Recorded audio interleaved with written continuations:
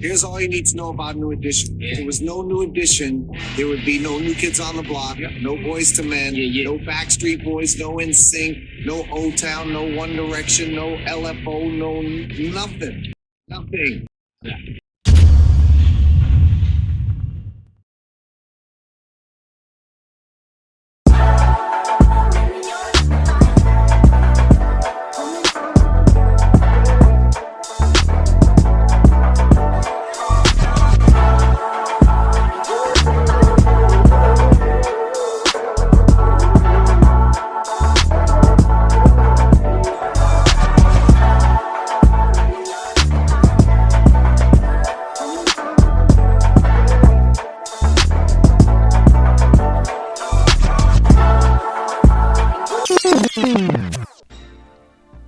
What's happening, YouTube? Back at you with another video.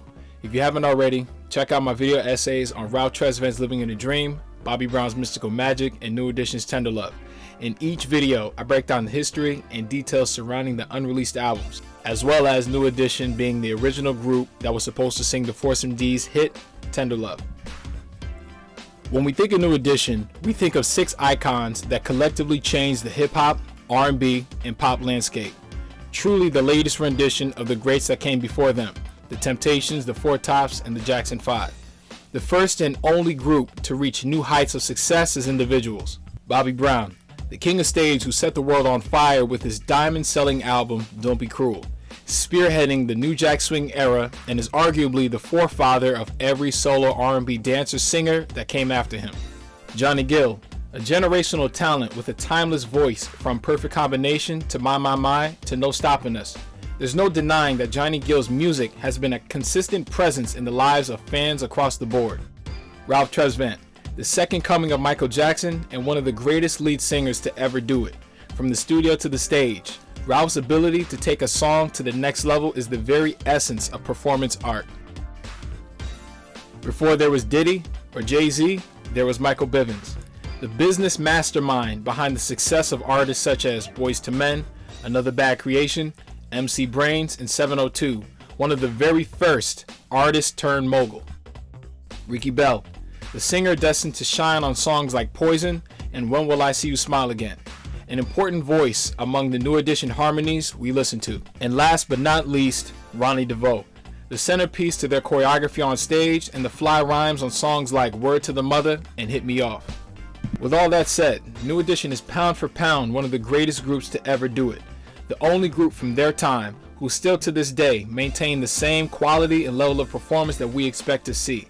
Their legacy has risen to the stratosphere. However, how often do we stop to appreciate the foundation that it stands on? My Prerogative, Poison, Sensitivity, and Rub You the Right Way all started with a Candy Girl. In this video, I'll be discussing the early history of New Edition before, during, and slightly after the Candy Girl album. While you're here, be sure to hit the like and subscribe button, and without further ado, let's get into it. Rewind back to 1978, Roxbury, Massachusetts. Looking for a way out of the Orchard Park projects and away from violence, Bobby Brown decided music would be his escape. Initially a part of a local group called the Transitions, along with Michael Bivins, they started performing in local talent shows. Meanwhile, friends Ralph Tresvant and Ricky Bell were already a duo as Ricky and Ralph. Well, me and Ricky, Ricky and I were in a group together as Ricky and Ralph, and Michael and Bobby were in a former group called New Edition.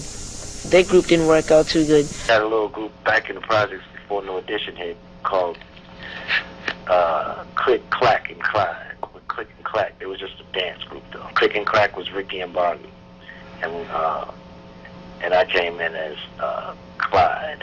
But that was just something we did around the projects, and that's done. We would paint our own glitter shirts and glitter up our Converses and go dancing in the neighborhood. That's what that was.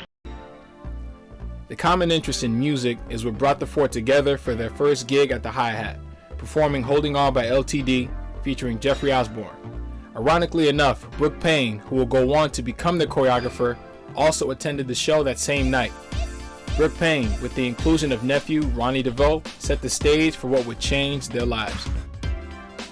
Entering the Hollywood Talent Night, hosted by Maurice Starr, with the winning prize being a recording contract. Performing a Jackson 5 medley to an enthused reaction from the crowd. They came in second place to the rap group Slick. However, seeing a vision for the group, Maurice Starr offered the group to record with him.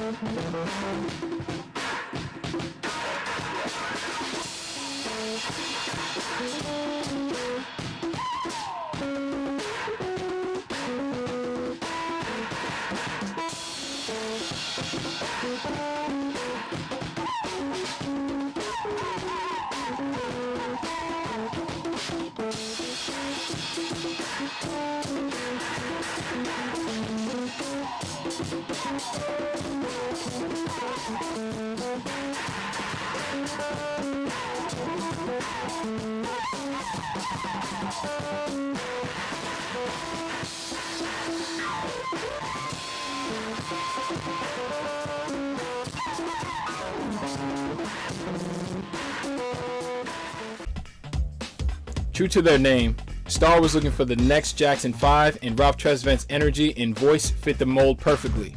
The uncanny vocal similarity between Ralph and Michael Jackson brought Candy Girl to life. Released as a single on February 24, 1983, and played for the first time on college radio stations WRBB, then AM station WIOD, and KISS 108 FM. Shortly thereafter, the Candy Girl album was released on March 1st. Candy Girl reached #1 on the R&B charts and #1 in the UK. An infectious rhythm, catchy lyrics, and an unknown voice that sounded familiar, followed by vocals by Ricky Bell and Bobby Brown and raps by Mike and Ronnie. The Candy Girl music video set the trend for what R&B groups would then follow. On May 14, 1983, Candy Girl would surpass Michael Jackson's Beat It for the #1 spot on the Hot Black Singles chart. An impressive feat given Michael Jackson's long-standing reign over the music charts at the time with his album Thriller. At the time, we didn't know either. We didn't know what we did. We didn't know what type of accomplishment the Billboard charts were and all that. We just heard that we knew that was a countdown of the music and the best music that's out right now. So when we heard that we beat Michael, that was just all that meant to us. Oh, we beat Michael Jackson. We must be doing good. But overall, we didn't really understand the charts then. We were just little boys getting into the industry, figuring it all out. The next day, Is This the End was released as a single. A heartfelt but youthful love ballad. Lyrics that New Edition fans would remember for years to come. The video shot in New York City's Central Park, ensuring each member got their moment to shine.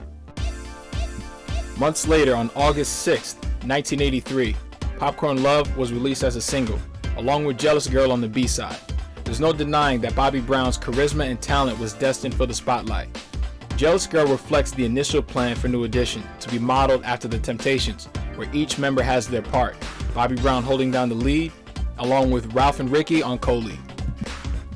Honorable mentions from the album being Gotta Have Your Lovin', Pass the Beat, and She Gives Me a Bang.